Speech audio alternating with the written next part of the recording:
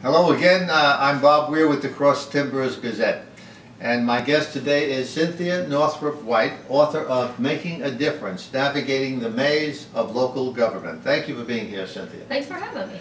If you would please give our viewers some background information on your career in government. Okay, well, actually I was probably the most unlikely to be involved in government. I came out of the fashion industry. I was involved in music and health and fitness, which I still am. But while I was working at Kay's Closet and Shoes, which is a local mom and pop store here in Louisville, they may still be there, I got involved with Leadership Louisville, which is a leadership program by the Chamber of Commerce.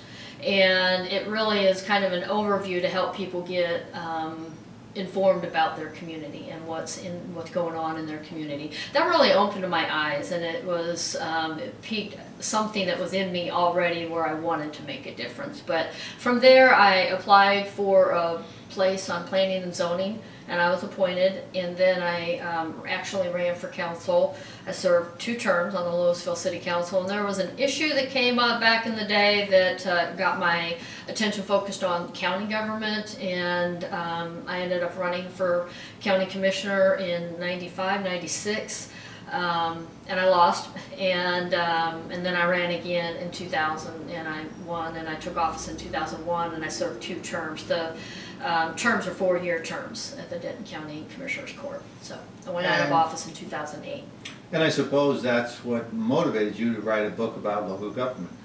It really was it's very experiential. I mean, it's factual, but it's kind of from my perspective. I think it probably got piqued too when I was working at Congressman Army's. After I went out of fashion, I went to work for Congressman Dick Armey, who had his local district office here in Louisville, and people would call the office and they would have problems. It might be with the federal government, it might be with the state, it might be with local, and it really, and then, you know, my experience since when I was an elected official in the city and in the county, a lot of people would call. I'd have these government 101 phone sessions, which I loved, but a lot of times it wasn't a problem with the county that they had an issue with. It was something else, but they didn't know who to call, and they were just calling the first person that they thought of.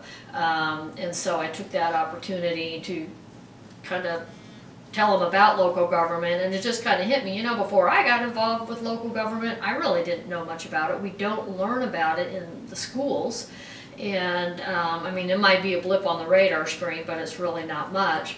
So that's really, I think there's a real big need to really know about local government. Yeah, and I think many people don't realize that local government impacts their lives probably much more than the federal government or state government in many ways, because it's a daily impact on your life, and very few people know about it.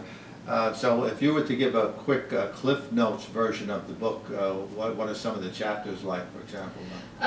Well, it is a nuts and bolts book about local government, so I talk about the structure of local government, but I really set it in the context of the larger frame of our federal system of government, of American government.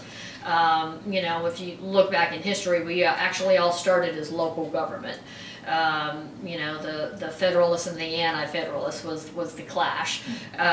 So I talk about civic duty, I talk about civility, I talk about the media. I interview like 4 5 local people. I think stories are incredibly powerful, and when we can see how other people have gotten involved and what their journeys have been, it's inspirational. We learn from it, and it's inspirational. So it's very holistic. It's not just local government. And of course it applies the old saying about all politics is local and all government is local. So yeah. People should know about their local government.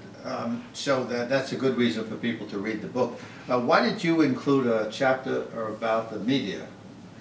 Well, that's a long story, so I'll try to make it as short as I can, but I think media is incredibly powerful, and sometimes we don't realize that we are bombarded with media, and it's not just news, but it's any kind of media, whether it's social media, whether it's movies, TV shows, the news, I mean, radio, TV, all of the media, but we're bombarded with that, and I think there's been, I've perceived, and studies will back it up, but kind of a negative trend in media, and it's what is negative. Sensationalism sells, and so at some point it begins to kind of frame our reality, and we think that that's what the world is made up of. So it's really to get people to think about what the messages they're receiving and taking in, and how that impacts their view of the world, especially when it comes to politics, because we're all, I mean, look at the current season, we're all burnt out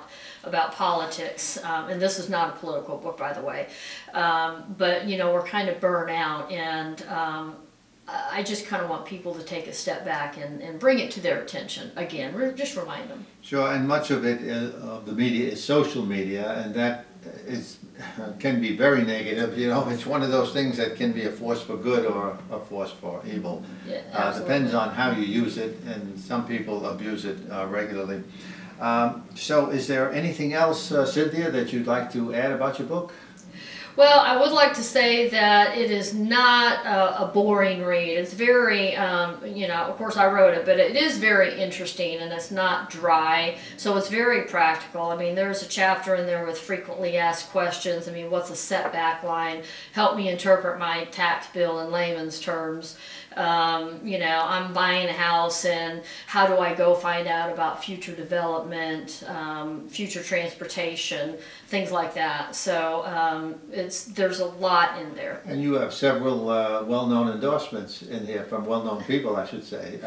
Yes, I do, which I'm very thankful for, right? Senator Jane Nelson, Bobby Mitchell, of course, we go back to our days on the council together, Commissioner Andy Eads, and several others, yes. Well, that's great. Well, Cynthia, I want to thank you for being here, and I wish you great success with the book. Thank you. I really appreciate you having me. And thank you for watching.